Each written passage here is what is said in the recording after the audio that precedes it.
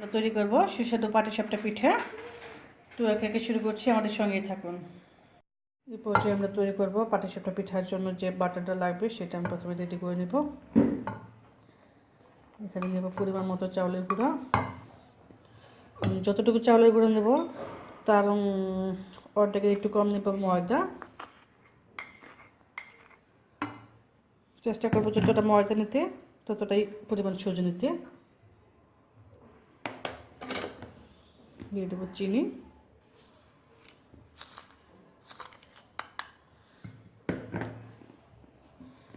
এগুলোকে আমি একটু দিয়ে দিচ্ছি স্বাদ মতো লবণ। এগুলো আমি একটু হ্যান্ড ব্লেন্ডার দিয়ে ভালোভাবে মিশিয়ে নেব।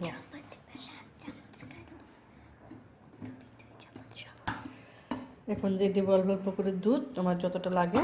এখানে দুধের পরিবর্তে আপনি পানি ইউজ করতে পারেন, তো পানির চেয়ে দুধ দিয়ে করলে বাটারটা ভালো হয়, পিঠাটা খুব সফট হয়, খেতেও খুব মজা।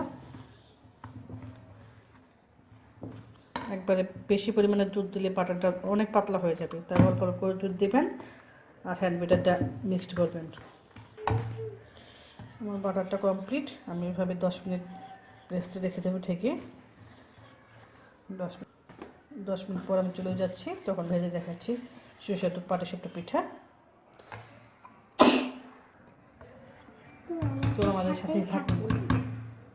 তো পাটিসাপটা পিঠের পুর তৈরি করার জন্য আমরা এই পর্যায়ে একটা প্যানে আমরা দুধ দিয়ে দিলাম, খাঁটি দুধ। তো এটা আসলে পাটিসাপটা পিঠের ভিতরের যে অংশটা পুর বলে, সেটার জন্য আমরা করতেছি। একে একে আপনারা দেখতে পাচ্ছেন এই পর্যায়ে আমরা দিচ্ছি লবণ, স্বাদ মতো লবণ আপনারা ইউজ করবেন। দিচ্ছি আমরা সাদা এলাচ,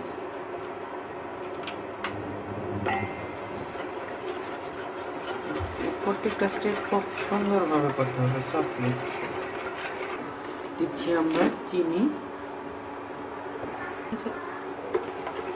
আমরা দিয়ে দিলাম 2 চামচ পরিমাণ, অনেকটা হাফ কাপের মতো, আমার যে চামচের সাইজ দেখতেই পারেন আপনারা। বাদাম কুচি আমরা দিচ্ছি, কাঠবাদাম কুচি।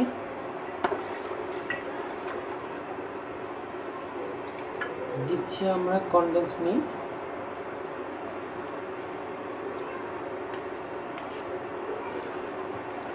এটা দুধটাকে খুব ঘন বা সফটলি ইউজ করতে খুবই সহযোগিতা করে। নারকেল কোরানো আমরা আগে থেকে করে রেখেছিলাম, সেগুলো আমরা দিচ্ছি। এটা দিয়ে আমরা পুরটা তৈরি করি। আমরা এটা ঘন করে করব আমরা এই পুরটা, আমাদের সাথেই থাকুন। এই পর্যায়ে আমরা দিচ্ছি সুজি, দিলে ঘন হয়ে যাবে। দিয়ে খুব সুন্দরভাবে নাড়তে হবে, নাড়ানো এটা বড় হলে ভালো হয়, ছোট নাড়ানি দিয়েও ঘন ঘন আপনি নাড়াতে পারেন। আর চুলার আঁচটা অবশ্যই কমিয়ে রাখবেন, ঘন ঘন নেড়ে দিতে হবে, নাহলে চুলায় এটকে যেতে পারে আর পুড়েও যেতে পারে। সেই জন্য আমাদের এই কাজটা খুব দ্রুত করতে হবে, ঘন ঘন খুব দ্রুত আমাদের নেড়ে দিতে হবে, যাতে এটা পুড়ে না যায় বা পাত্রের সাথে লেগে না যায়, এটা আমাদের অবশ্যই খেয়াল রাখতে হবে। আমরা ওয়েট করি। পুর কমপ্লিট, আমরা একটা পাত্রে নিয়ে নিচ্ছি। প্যানটাতে আমি হালকা একটু তেল ব্রাশ করে নেব, খুব বেশি তেল না, পাটিসাপটা তো ডুবো তেলে ভাজা যাবে না, এটা একসাথে কড়াই যেন লেগে না যায়, এটা আমি একটু তেল ব্রাশ করে নিচ্ছি।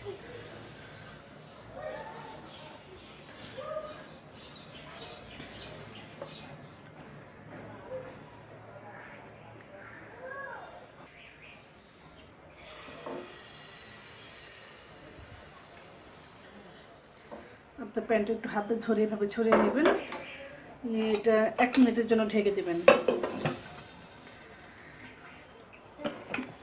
1 মিনিট পর আমি ঢাকনাটা উঠিয়ে নিচ্ছি। দেখেন উপরটা হয়ে গেছে, দেখলেই বুঝবেন। এর মধ্যে আমি দিয়ে দিচ্ছি সেই আগে থেকে তৈরি করে রেখেছি পাটিসাপটার ভেতরের পুর।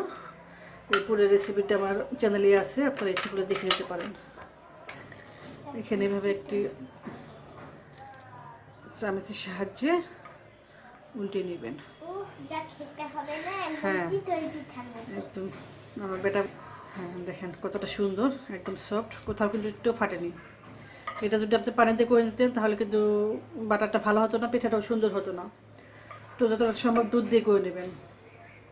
আমি দিয়ে দিচ্ছি আমার সেকেন্ড পিঠা। এক হাতে প্যানটা একটু ঘুরিয়ে নেবেন, তাহলে এটা তারা ছড়ানোর কোনো ঝামেলা থাকবে না। একটু ঢেকে দিচ্ছি, হ্যাঁ উঠিয়ে নিচ্ছি। আগে থেকে তৈরি করা পুরটা এখানে দিয়ে দিচ্ছি। দিয়ে এখন একটি চামিচ এবং একটি ভাজি কাজির সাহায্যে আপনারা এইভাবে একটু উল্টিয়ে নেবেন। এই তো হয়ে গেল সুস্বাদু পাটিসাপটা। এভাবে বাকিগুলো করে আপনাদের দেখাচ্ছি।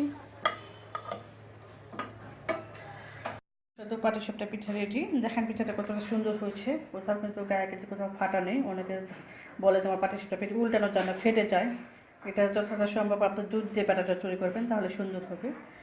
তো আমার এই ভিডিওটা যদি ভালো লেগে থাকে অবশ্যই লাইক করুন, শেয়ার করবেন। ধন্যবাদ সবাইকে।